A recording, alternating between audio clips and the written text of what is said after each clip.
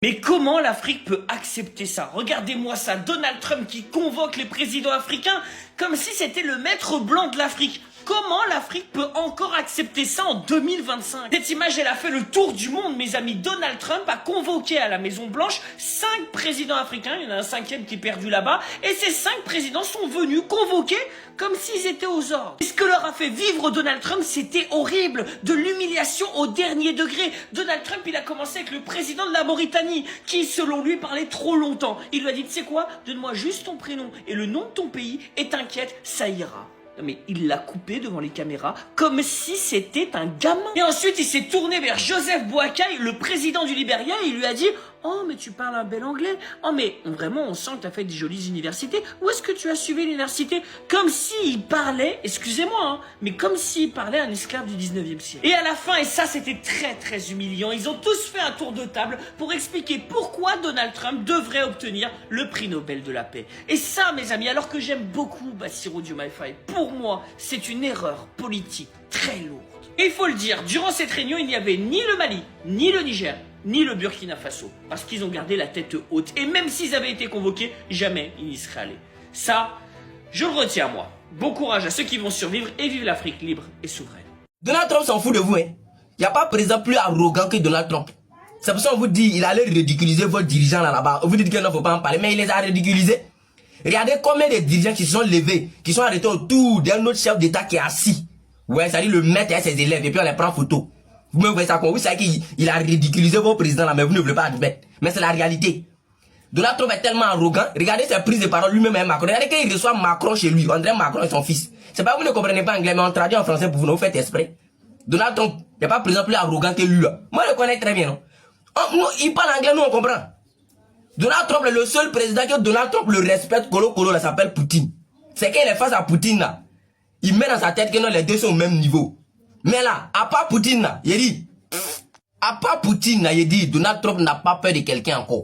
Donald Trump ne respecte personne encore à part Poutine. Aïe, quand il y a un chef d'État en Afrique ici, et que Donald Trump t'appelle chez lui là, il te considère comme un robero. Parce que Donald Trump s'est dit que lui il a déjà tout. Donc quand il t'appelle chez lui, il s'en fout de toi. Aïe, il dit ce qu'il arrange, c'est tout.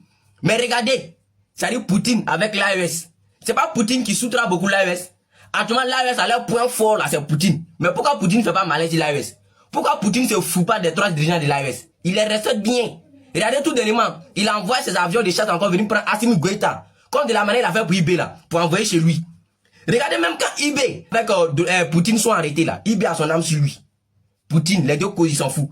Quand IB se lève pour saluer Poutine, Poutine se lève, les deux se saluent. C'est ça qu'on appelle un chef d'État qui respecte les autres chefs d'État aussi.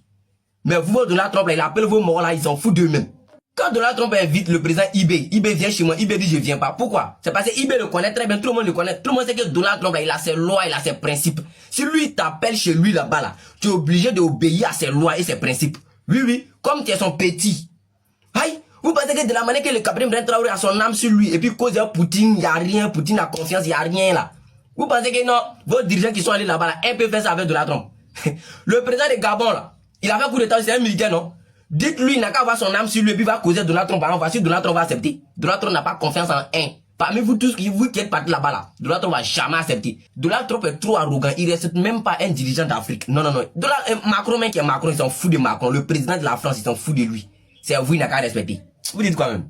Trump est le pire président que j'ai jamais rencontré. Il incarne parfaitement comment l'ignorance et la grossièreté peuvent exister dans la même personne. 5 de nos dirigeants africains ont voyagé à des milliers de kilomètres pour venir aux États-Unis et nous avons dû discuter timidement avec lui sur les questions commerciales, mais il a levé la tête et m'a humilié avec des gestes. Il m'a demandé où j'avais appris l'anglais comme si nous étions tous des paysans sans éducation. Il est tellement ignorant que il ne sait même pas que l'anglais est aussi notre langue maternelle. J'étais gêné pour lui. Le plus incroyable, c'est qu'il nous a demandé d'écrire une lettre de recommandation pour lui pour le prix Nobel de la paix. J'ai failli éclater de rire parce que Netanyahou d'Israël lui a fait plaisir en écrivant cela. Il pense vraiment qu'il mérite ce prix. Il a été président 2 fois, mais il n'a jamais visité l'Afrique. Il ne se souvient de nous que lorsqu'il veut notre pétrole et nos minéraux. Il utilise même l'argument de la paix pour nous faire acheter des armes américaines en tant que pays pauvre. Et je regrette vraiment d'avoir eu affaire à lui, c'était une pure perte de temps. ça qu'on t'allume, il n'y a pas pitié dedans. Ouais. Allô, une petite information. Aujourd'hui, 7e mois 2025.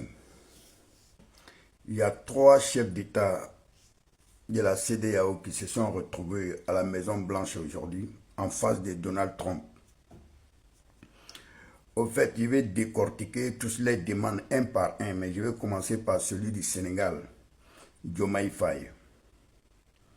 Il y a le président du Sénégal, Diomaye Faye, et puis aussi il y a le président de Guinée-Bissau, Ambalo, il y a le président de la Mauritanie, et puis il y a le président du Libéria, et puis le président de Wissal encore. Il y a 5 présidents. Et ces 5 présidents-là, voilà ce que Diomaye Faye a demandé. Diomaye Faye va s'asseoir devant Donald Trump. Et il demande un terrain de golf avec un hôtel de 5 étoiles. Alors qu'actuellement, la compagnie sénégalaise a un grand problème. Air Sénégal a un grand problème. La société qui fournit les avions au Sénégal, c'est une société américaine. Cette société-là, ils sont représentés aux États-Unis. Il n'y a même pas quelques mois, cette société-là est venue récupérer 4 avions. 4 avions avec les Sénégalais parce qu'ils ne payent pas de crédit. Il y a eu beaucoup de montants sur eux. Moi, je pense que quand tu arrives dans un pays comme ça, tu cherches à contacter le directeur de cette entreprise pour pouvoir discuter avec lui. Mais tu vas t'asseoir devant un président comme toi, un homologue comme toi, et tu lui demandes s'il peut venir construire un hôtel de golf, un hôtel de 5 étoiles au Sénégal, avec un terrain de golf. Terrain de golf là, il y a combien de Sénégalais qui jouent golf? Il y a combien d'Africains qui jouent golf? Et puis ce terrain de golf, ils vont aller construire. Ça va donner quoi aux citoyens sénégalais? Nos présidents africains là, parfois, c'est des ridicules. Vraiment, c'est des ridicules. Le mot est trop fort, mais c'est des ridicules, franchement. C'est des ridicules. Ça, c'est des gens qu'on ne peut même pas défendre. Voilà. C'est des ridicules. Écoutez à la fin vous-même. Écoutez son discours. It would just be 6 hours by flight from New York, from Miami, from Europe, or from the Gulf, and that would be an opportunity for you to show off. I was wondering what your secret was for resolving all these complex crises, and I know you are a tremendous golf player. Golf requires concentration and precision, qualities that also make for a great leader. Senegal has exceptional opportunities to offer, including in the area of tourism. So perhaps an investment could be made in a golf course in Senegal. It would just be 6 hours by flight from New York, from Miami, from Europe, or from the Gulf, and that would be an opportunity.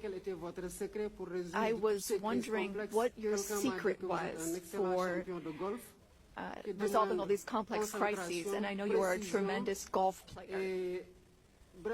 Golf requires concentration and precision, qualities that also make for a great leader. Senegal has exceptional opportunities to... 5 présidents africains encore sont partis nous humilier aux États-Unis là-bas. Regardez sur cette image. Donald Trump, lui, il est assis, c'est lui le maître. Et les autres là sont arrêtés. Le président du Gabon, Olingi, il était là. Ambolo, Guinée-Bissau, Sénégal, Diomaye Faye, Sierra Leone, Libéria, il était là. L'autre là, c'est Mauritanie. Ils sont partis assister à une réunion de leur maître. Ça fait combien d'années que vous partez assister à ces réunions-là en Occident? Quand vous revenez là, résultat c'est quoi? Rien du tout. Quand vous partez aux États-Unis, vous venez ici en Europe là, vous voyez les aéroports, comment c'est propre. Vous ne pouvez pas faire la même chose chez nous. Quand vous rentrez dans ces pays-là, vous voyez combien de fois la ville est propre, il y a le courant, il y a l'eau, tout est propre, propre, propre. Vous ne pouvez pas faire la même chose en Afrique chez nous. C'est pour prendre notre argent, prendre le vol, pour aller nous humilier là-bas. Quand vous rentrez dans les villes là, vous ne voyez pas que c'est propre. Quand vous rentrez là, vous ne voyez pas qu'il y a des routes partout. Quand vous rentrez là, vous ne voyez pas que même à l'aéroport que vous descendez dedans là, vous ne voyez pas la différence avec les aéroports de chez nous. Quand vous voyez les rues là-bas, là, vous ne voyez pas qu'il y a une différence avec les rues de chez nous. Mais vous partez pour votre bien. Vous partez juste nous humilier, vous partez vous asseoir. Si c'est pour parler le gros français, vous êtes premier dedans. Mais vos peuples sont en train de périr. Vos peuples sont en train de mourir.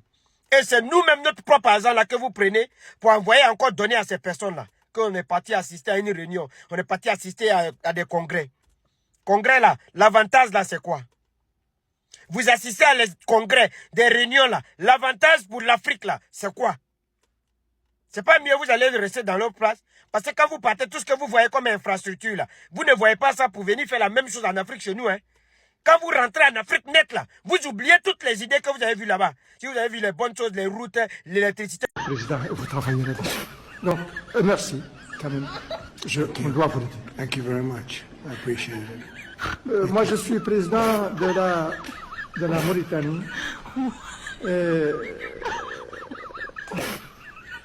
Le président de la Mauritanie est un petit pays. Un petit pays, selon certains critères. Si on parle du nombre d'habitants, de population, la Mauritanie est un petit pays parce qu'on est aux environs de 5 millions de personnes. Si on est un peu plus, c'est un tout petit peu. Elle est aussi un petit pays dans l'influence qu'elle fait à travers le monde. C'est pas comme les États-Unis, Monsieur le Président. Donc, sur le plan du poids que nous avons, on est à l'international. Nous reconnaissons et nous n'avons pas de complexe pour le dire que nous ne sommes pas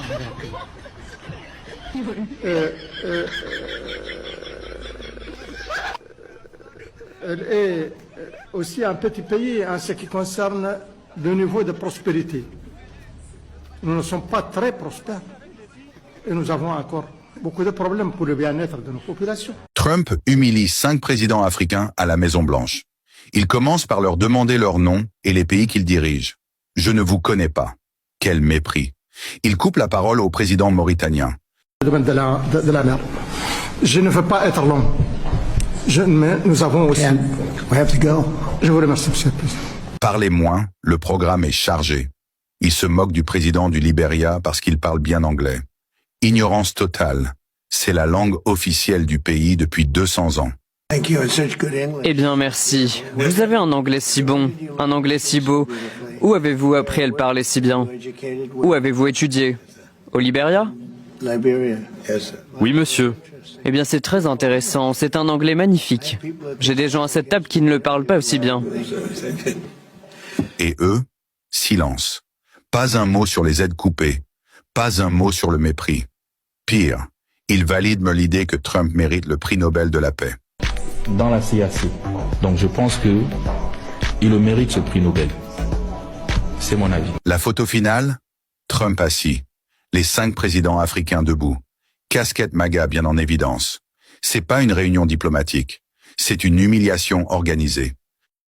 Partons aux États-Unis, dans les dessous de l'actualité, avec vous, Jordan Olivier. On va revenir sur la nouvelle bourde de Donald Trump, le président américain qui recevait mercredi le président du Libéria.